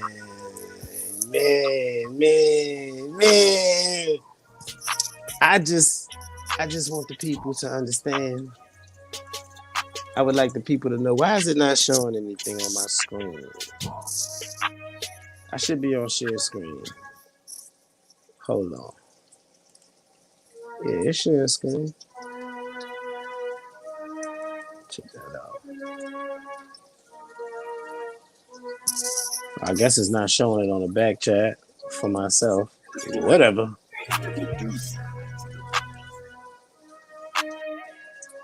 Yeah, this is wild, man. Listen, I just wanted to say something. Usually I wasn't planning on saying nothing, but then Joe Biden came up there talking about some, this is everything that he said. I'm really not gonna repeat it. He ain't my president. He y'all president, y'all got him. Listen. What did they think was gonna happen with these people that they incited? Man, this is America. I just appreciate everybody who came through to the stream, who rocked out and is watching this. And even Antifa didn't do nothing like this.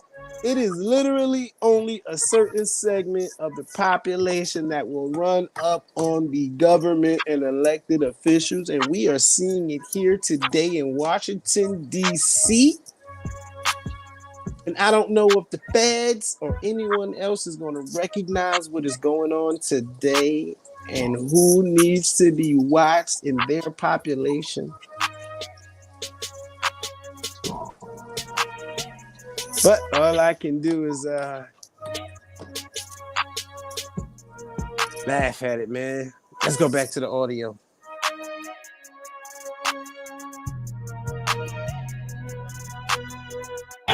They broke windows. They overran the building. We had to stop our proceedings in the middle of it. And as a nation, I know we sit back and we're appalled by what we're seeing. But I want everybody to take a deep breath and understand we all have some responsibility here. I don't care what we've ever said on Facebook, what we've ever done to one another. We are all Americans. We need to stop. We can disagree with one another, but to take it to the level has gone beyond anything I've ever envisioned that was possible in this nation. And we're seeing the images of smoke inside the Capitol building, the protesters walking freely through Statuary Hall. Congressman, the fact of the matter is that President Trump has not condemned this, has not called on the protesters to stand down. You've been a staunch ally of the president. Can you convince him to come out right now? Will you do that? As I was stuck within my room, I called the president, explained to him what was going on. I know he put a tweet out. I begged him to go talk to the nation. Don't do it by Twitter. I know that he's doing a message right now. I called back. This has got to stop, and I know a message is supposed to come out shortly.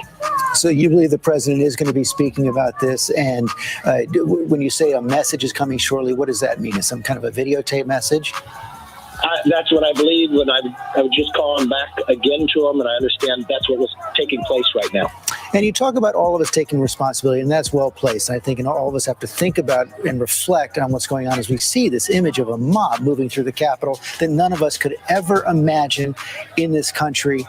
What responsibility do you feel yourself as Republican leader of the House, as someone who did not recognize the election of Joe Biden, who has protested these votes? Well, let's not put words in each other's mouth. Okay. The one thing I will tell you is I believe every election should be fair and accurate. I have no problem. I still have House races that aren't determined yet. I've got a person who lost a race, Democrat in the House, contesting it inside Congress right there. That's fair. Those are the rules. That's a possibility. But nowhere does it ever say to take this type of action. We can disagree with one another. You've been in those chambers. You know people have disagreement, but you can sit and we're all Americans first. This type of activity has got to stop, and it didn't just start today. I've watched time and again other members, I get them on both sides, they would say, you need to go confront them in their house. You need to confront them and yell at them. Look, I've had a friend shot a colleague. I've watched people protest within my house. We have a First Amendment, but this is beyond the First Amendment. People do not have right to do this. People planned within here. People, you will find later the things people brought into this. There was shooting going on that I've heard within here. This is not the America we know. This is un-America. We are the beacon of democracy. This is not our best. This is what we're supposed to show to the nation. This is my saddest day as a member of Congress. And what we have to do is take this moment to take this divide in this nation and understand we could have differences of opinion. You have the right of speech, but you do not have a right to take it to the level that I've watched people have done time and time again. Will things change after this? Is there a way to heal this breach in our country, in the Congress? There has to be. Look, I know the greatness of this nation. I know we are exceptional. These, at our lowest points at times, can we wake up with each other? Can we realize that what has gone on has gone too far? I can disagree with a person and still love them as a person. We can debate. What should happen here is the public should be able to be sitting in that chamber watching us debate and just think of the things that we debated in that chamber, from the 13th Amendment, from the idea of civil rights. But the idea of this transpiring today is wrong, and anybody associated with it is wrong. That is very clear, Congressman. Thank you for saying it. Thank you for condemning what we've seen right there. And good luck healing that breach in the coming days in this new Congress. Appreciate your time right now. We have been told that, in fact, the president has released a video. We're going to be playing it as soon as we can right now. First, I want to bring in Kellyanne Conway, who, of course, has been counselor to the president for the last several years. We don't have the video yet, Kellyanne. We're hoping to have it ready to air in just a minute. What is the president saying? Is he prepared to condemn this action? Sure. I've watched the video, George. Thanks for having me on. The president tells them to go home and go in peace. He tells them he understands that they think that the election has been stolen, but there shouldn't be violence, to go home and to go in peace. And basically, he's telling the Capitol, telling people at the Capitol what frankly was my message to him over an hour ago, which is tell them to get out and go home. And these are not peaceful protests. And I want to tell everyone, particularly people who support President Trump, if you condemn looting and rioting this summer, and many of us did, you need to condemn it now. What I see, the images coming out of the Capitol, people think it's appropriate and legal and funny. It's not, folks. It's none of the above. To go looting through Speaker Pelosi's office, to go screaming through the bowels of our sacred Capitol buildings. And I'm telling you, these are extremists, and in many cases, they look like anarchists rather than people who are peacefully protesting. Kellyanne, and I think they give a bad look weren't these people to the incited president's by legacy and also the 74 million people who voted for him. That's perhaps, not the base. but weren't That's they a lot of the incited by country. weren't they incited by the president himself? He was speaking to that group just hours ago, around 11 o'clock this morning. He was calling on Twitter for people to come out to these protests in Washington, D.C., saying they're going to be wild. There shouldn't be violence of any kind. Destruction is not part of democracy in its purest form. There are many ways to dissent. There are many ways to disagree. There are many ways to be upset that maybe your candidate didn't prevail. Look, I was in Georgia on Sunday and Monday. I talked about the two Senate candidates, but you had a lot of people there talking about the presidential election still. And I've been in touch with the mayor's office, Mayor Bowser. I'm glad that the president has authorized the National Guard to go. I think that's very helpful. I know that she's got a curfew going on. That will be helpful. But this is a moment for all of us to come together. And George, I have to tell you, I hope these calls for unity are real. And I've thrown my hat into that ring as well. This, as I said about 4 years ago, that we are a country where the peaceful transition of power is incredibly important, and it's owed to each and every one of us as Americans. And I absolutely expect and hope that will take place. I'd also just like to say that when the president tells people go home and go in peace, he is directing them to leave the Capitol building now, and they ought to do it. And we do have the video right now. So, Kellyanne, thanks very much for your time. Appreciate that. Let's show the president of the United States. I know your pain. I know you're hurt. We had an election that was stolen from us. It was a landslide election, and everyone knows it, especially the other side. But you have to go home now. We have to have peace. We have to have law and order. We have to respect our great people in law and order. We don't want anybody hurt. It's a very tough period of time. There's never been a time like this where such a thing happened, where they could take it away from all of us, from me, from you, from our country. This was a fraudulent election, but we can't play into the hands of these people. We have to have peace. So go home. We love you. You're very special. You've seen what happens. You see the way others are treated that are so bad and so evil. I know how you feel. But go home and go home in peace. Well, the president did say go home there, but his message was wrapped in a lie. I want to bring in Chris Christie for more on that. He said the election was stolen. He said he won in a landslide. He said they're trying to take it away from you. You know that's not true. You've said it's not true. I guess this is a beginning for at least for him to say to come home. Apparently, we lost Chris Christie. I'll bring that to Terry Moran. Well, it's a half a loaf at best. Well, one of the things that President Trump insists upon is that he not ever be considered a loser. And I think this, in some ways, is gasoline on the fire. And in some ways, he may have lost control of these people. I remember I was at the rally where the crowd chanted, send her back about Ilhan Omar. And it seemed to me as if it was a moment when the crowd took that energy out from Trump himself, and they were in control. It's possible this mob is in control. This Trumpist mob is now in control, and he can't call them back. But that was a half-hearted effort at best. At best. Again, he did repeat that the election was stolen, repeated that falsehood that the election was stolen. Sarah Fagan, it does appear, though, that you're starting to see more Republicans speak out more strongly about what they're seeing at this point, about what the president has done. We just heard Kevin McCarthy right there condemn the violence in clear terms as well, even though he disconnected it from any objections to the election. And he's right. You can have disagreements without it going into violence. For what we heard from the president enough right now, do you expect more Republicans to speak out? I think that it was not enough. I think we will hear more Republicans speak out, and I won't be surprised if Republicans condemn his statement. I actually think it wasn't enough in two regards. This is not the time to relitigate the election. He's made his views very clear. Everybody knows them. This is about diffusing a very difficult situation, and he, I don't think, did that. And he also should have done it on camera, and he should have done it live, in my view. Thank you, This sir. is a very serious moment for the country. Yeah, we'll see if he does come out with more to say.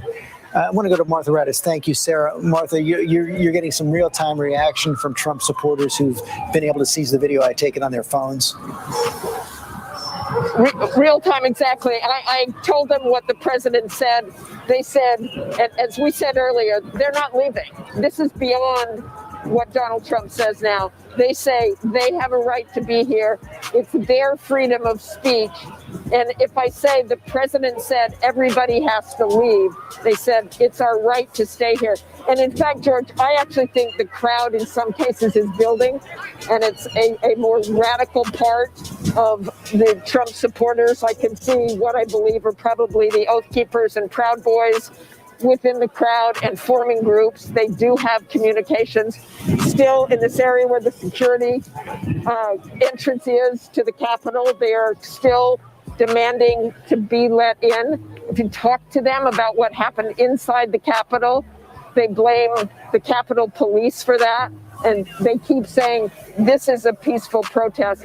But once again, George, there's really, you can see Capitol Police, I believe, up there, keeping people back. There aren't as many people on the steps, but on the sides of the Capitol, the north side of the Capitol, and walking around here, these people have no intention of leaving. George. Okay, Martha, thanks very much. I want to bring in Josh Margolin, one of our national security correspondents. And Josh, one of the big questions we've been dealing with all day is why weren't the Capitol Police, why weren't law enforcement officials better prepared for what's unfolded? Look, George, honestly, law enforcement has a lot to answer for here. Somebody dropped the ball because we in the civilian world, in the private sector, were well aware of online threats and chatter, as they call it, calling for violence, calling for people to show up.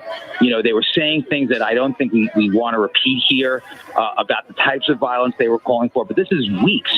Companies in and around the Capitol had their own intelligence operation telling them to be careful of their people, to be on guard, to take precautions. Law enforcement certainly knew that there was at least a serious threat of violence, even if they didn't necessarily know precisely what was going to go on. And right now, what is happening now that it has gotten out of control, and we've seen some combat, some law enforcement in combat gear. We head into the Capitol. We've seen them deploy on parts of the Capitol step. What is the plan going forward as far as you know? Well, obviously, what's happening now, as we've been reporting, and people on our special report have seen people mobilizing, they're trying to bring in the National Guard, other agencies. But, there's a complex, situation when it comes to law enforcement at Capitol Hill. The police there, it's a small police force. They protect Capitol Hill. They are separate from the FBI, from the DC Metro Police. They were doing their jobs, but they were basically by themselves. And now what they're trying to do is bring in the other kinds of police, DC Metro, the Secret Service, the National Guard, the Federal Protective Service, that whole universe of law enforcement around the DC area. And, we've seen this so many times, especially with the protests and riots that broke out over the summer and in the spring. It's so much harder to put this back together after violence breaks out. Had they had a large-scale force in advance, the argument could be made that they would have been better prepared to protect Capitol Hill and to keep the protesters from breaching the building. Thank you, Josh Margol and Pierre Thomas. So they're just going to wait them out, perhaps? As Josh alluded to, you've got to get the force together. They've got to get all the different agencies together, and they have to come up with a plan. And they have to come up with a plan that they can execute to try to de-escalate if they can, and then be prepared for things to go badly if they do so. This is the part that is striking to people, I'm sure, at home, as the fact that there was not a contingency plan that could be executed faster than this. I'm told they're doing it with all deliberate speed. But again, George, this is as complicated as a situation as we've had in the nation's capital in terms of the capital of the United States being breached, thousands of people still remaining on the outside, and mobs of people. Clearly, some of the new images that we saw, not dozens of people, but multiple dozens of people moving throughout the Capitol. That creates any number of issues, not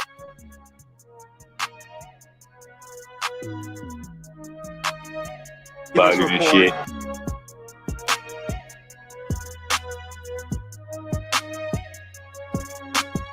And it's just crazy. He says, during his speech, Mike Pence popped up to start the election shit. So I was like, "Oh, fuck, what he talking about?" I was watching that, and people kept on going in and out, and I thought nothing of it. I really don't believe what I'm seeing right now. And then I seen somewhere that it was a bomb scare. No, then I seen something that's what you call it. I seen a something. politician in the room talking to one of the reporters, and I thought I heard him say something about a bomb scare. So I wasn't 100% sure on that. So I went and looked the shit up, and when I looked it up, I seen somebody on Twitter made a post that there was a bomb scare. I'm really trying to be and then that when they shoot off a little bit more time went by, that I've got my and well, no, but I got maybe something I close saw somebody make a post saying that they made it inside the building, and I was just like, oh, nah, people out now, they're just overdoing it. I know, they're taking chairs And I out. looked it up, and motherfuckers was really inside the building. Incredible. So then I went to Periscope, like, motherfuckers inside the building. Somebody gonna have footage from inside that bitch, and they damn sure did. It's hard to find out who's Yeah, helping we're you here. to go in that window right there. I don't know if that's. Yeah, they took it I'm last assuming night. that's, Well, they took it through the night. It's another one of those weird situations where people went to bed believing that the Republicans was going to take it, and when they woke up the next morning, it was in Democrat control. If you catch my stream from last night, you'll see there was a 10-minute span where what's his name, Kasho, whatever, the black guy, he was down. And when they came back from the 10-minute vote, it went from 91% to 96%. He was up. And it was just like, how is that even fucking possible? But yep, it happened. Nobody's celebrating. They're not celebrating. He canceled the Yeah, inauguration. you can catch that on my stream from last night. Supported Black Lives Matter protests, but he Like, I canceled the went back and hit inauguration. the rewind button. It's like, nah, man, Nobody really. I ain't gonna be sitting here if people think I'm tripping. It's not. the biggest scam America's. Well, God bless. God bless for coming out here. America. Thank you. Wow. Well, came over here from Israel, and of course, this is what you see in a lot of these third world black people better countries. get out of there. You see a protest of the people They who know what's right for them. clearly are fighting They for better freedom. leave. And they feel like their freedoms are being jerked away. And I ain't gonna lie, if you'll don't never stand catch up me and at no fight and show fucking resistance, perhaps MAGA it protest. gets taken away even quicker. I mean, this is something. Wow. I'm just going to take a moment, let you listen into the sounds as we kind of regroup and look around. So take a listen.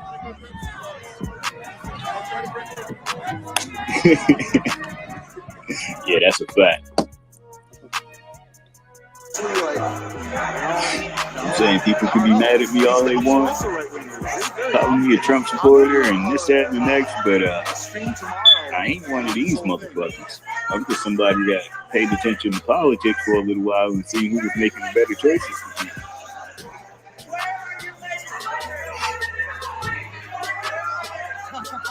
Like this shit right here, I'm game. Like that's not even a safe place to take pictures.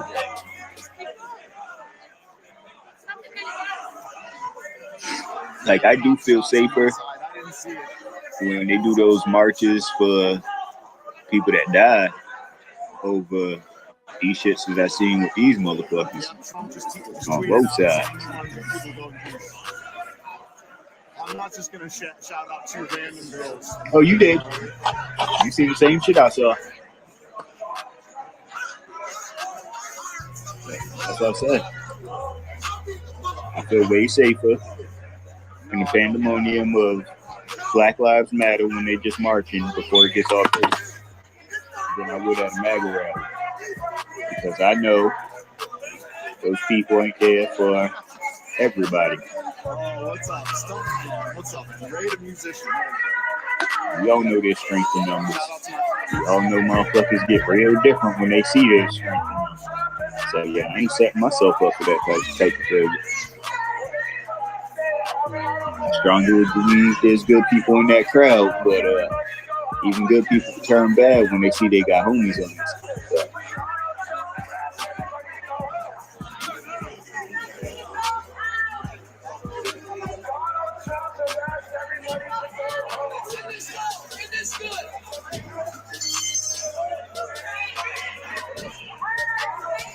Look at this guy.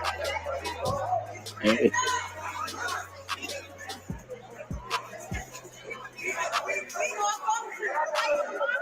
And like listening to the shit earlier though, right? One of the reporters said that they was out there and they was trying to debate if they wanted to go inside or not. Some people was for it and some people wasn't. And to me, that shows me that there was a smaller group of people that was like, man, fuck this, we breaking these doors in. And they was able to influence the larger crowd simply because they had the higher volume of energy. Like, I don't think nobody planned on storming the fucking building. I do think when the doors open though, everybody was like, hey, fuck it, yeah. And it was way though, stupid in my book.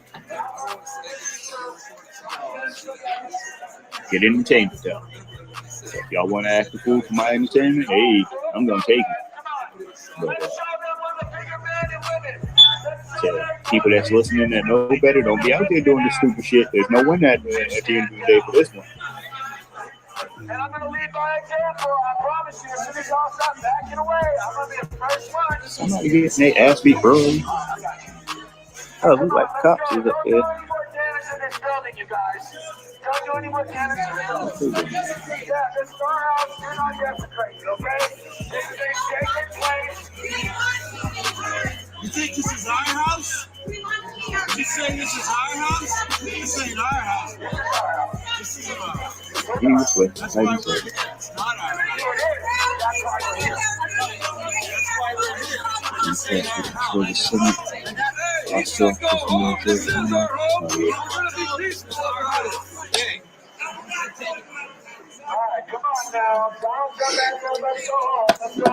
Like, also, if I had to take a slow win, other dude had to fucking win after this commercial break. Like, what the fuck?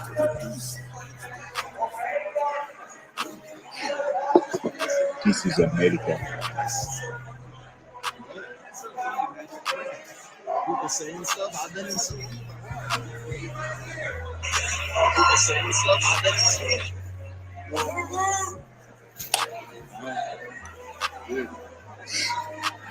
Jack killed Seymour over there. He's like, wow. Yo, this is a hell of a way to start off the year. I'll take this start off over the last one.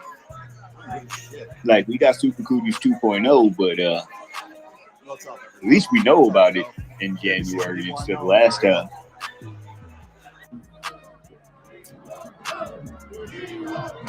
It was nice enough to be like, hey, it mutated to worser fucking Super Cootie. And I honestly, I'll that take was one of that. the first questions I asked when we came out here. I don't see how you disperse this crowd. Shit right here. I just I'm don't so see how fucking you do it. lost.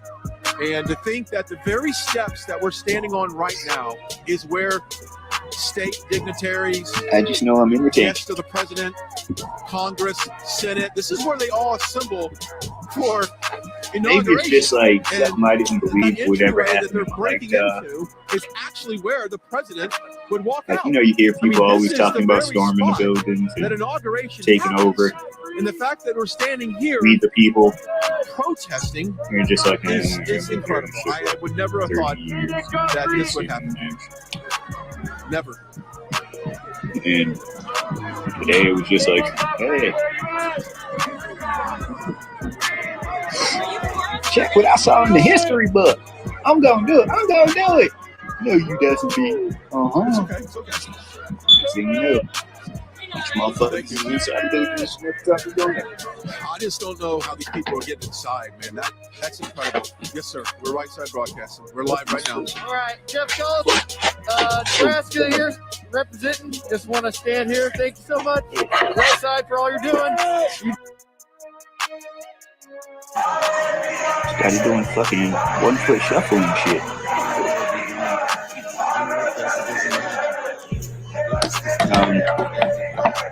See, the funny thing about it is we've been at war with China for an extended amount of time now, and nobody's paying attention to what was going on, and we're kind of losing that war right now.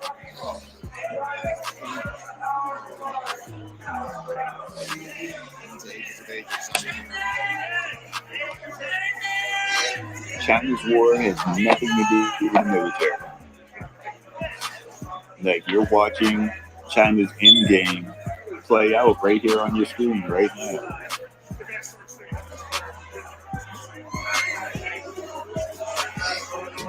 That's what makes this election so important. Like, people are out there fighting for a country, not for some winner.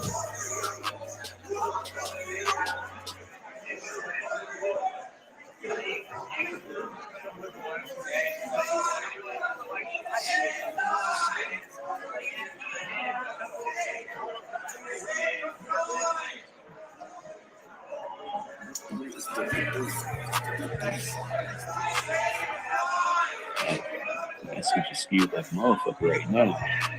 But if this was like any other election, it shouldn't be unfolding the way it is. People know the power of the fucking pen over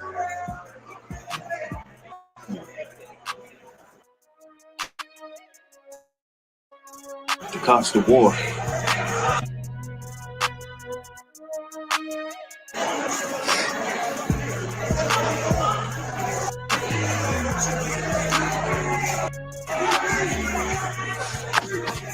Get some dark times.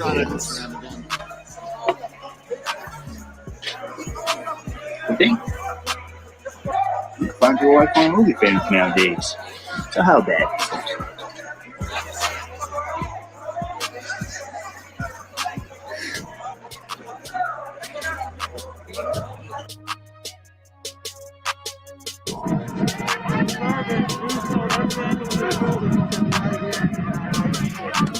Yeah, this is amazing that we're actually standing on the inauguration stage. Like, this is where the president would be sworn in, right here.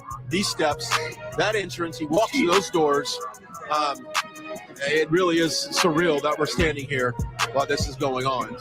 And Joe Biden has said early on that he will not have a public inauguration because, in my opinion, he knows that it could be protested just like we're seeing today. I mean, that's the reason why Joe Biden won't be public about anything, because Trump supporters, as you see, will show up and resist.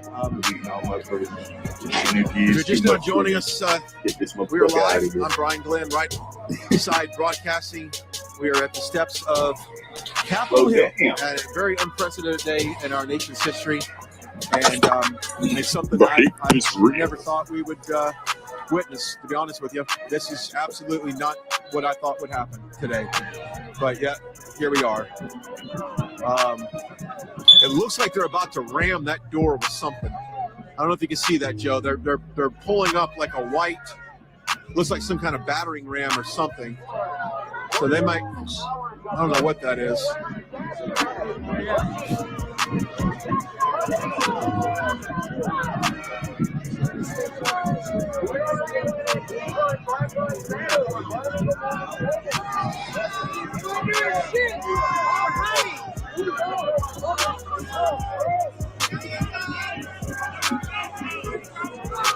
What we are witnessing is shameful, unpatriotic, and above all, it is unlawful.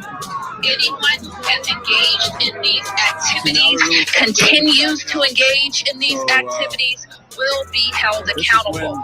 There will be law and order, and this behavior will not be tolerated. The Metropolitan Police Department has been deployed to assist the United States Capitol Police in restoring order to the Capitol, and our Chief of Police will lead the command to clear the Capitol building and establish a perimeter around the Capitol. I have requested both the Virginia State Police and the Maryland State Police to deploy officers, and they have engaged immediately to deploy officers to the Metropolitan Police Department to help regain control of County, Montgomery County, Prince George's County, as well as Baltimore City. That's just crazy.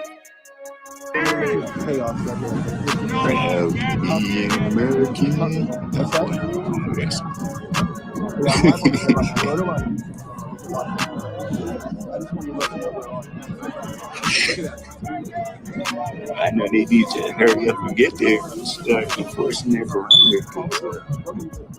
I don't know how much more energy I could dedicate to helping see people get hit with the sticks. All right. Outside. More flash bombs going on here. If you're watching, appreciate your support. I just got a bunch of messages just now asking about our safety, and I just want to say that we're okay. We're fine with the occasional tear gas that's being shot out. We're fine. Oh, I seen the picture. People being